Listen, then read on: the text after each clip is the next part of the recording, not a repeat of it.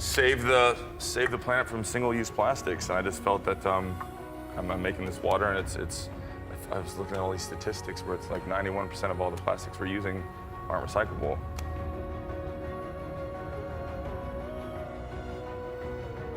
Today I stand before you as a singular representative of all island nations. I am honored to represent those who continue to fight as stewards of this planet. As a native Hawaiian, born to a mother from Iowa, I have seen how one place can be oblivious to another. The issues facing an island can feel so far removed from that place that is landlocked in the middle of our country.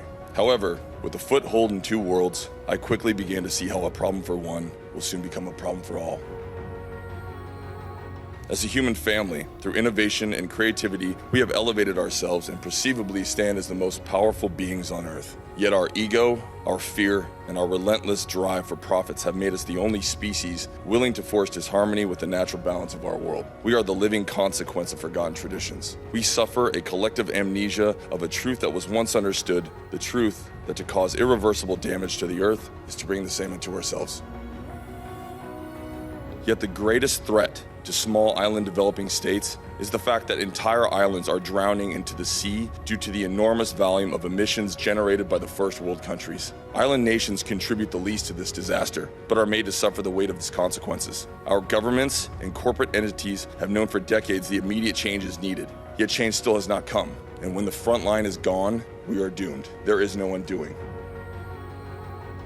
When you're striving to become a successful individual, and there's one thing that you love and you're striving to be the best at that, you're going to want to learn and educate yourself on the ins and outs of whatever it possibly is. You want to learn how it works, why it works. You want to learn the history of how it worked. You want to learn where it came from. You want to learn every single thing you can about what you want to be successful in. So that way you can be the most knowledgeable in that area, and people will come to you and learn from you, and then you will earn your respect and earn success. You're going to want to picture yourself being successful. You want to visualize. You're going to want to sit down, think about how you're going to lay out your desk when you're a big CEO or you have a lot of money and what you'll spend it on and whatnot. But you need to make sure you have a set vision of what you want to achieve and strive for. That way you can visualize it and then pursue the dream. And a lot of times, your greatest success will come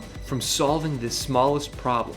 You'll do something that you think is going to make your job easier, and that turns out to be something you absolutely love doing. Because you're going to be doing whatever it takes to make your road to success as easy as possible. So if you see an opportunity to change and make your ride to success quicker, you're going to attack that opportunity, and that could change your life. 3 years ago in Paris, the world stood united and vowed to keep the Earth below 1.5 degrees of warming. We pledged to hold ourselves to a higher standard and to do what is right. I'm standing here today because I am ashamed that not all of our leaders have honored this agreement. Delegates, I ask you now, do we still stand in unity for this cause? Do you intend to honor the commitments for betterment of mankind? Or will you continue to chase short-term profits above our children's basic human rights to live on this earth? Change cannot come in 2050 or 2030 or even 2025. The change must come today. We can no longer afford the luxury of half-assing it as we willingly force ourselves beyond the threshold of no return. As a human species, we need the Earth to survive. But make no mistake, the Earth doesn't need us. We are demanding global unity for a global crisis to once again bring harmony between mankind and the natural balance of our world.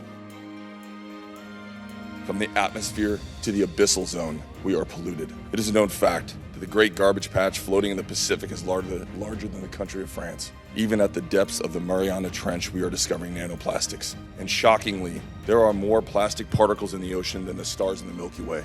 It is shameful. Yet the greatest threat to small island developing states is the fact that entire islands are drowning into the sea due to the enormous volume of emissions generated by the first world countries.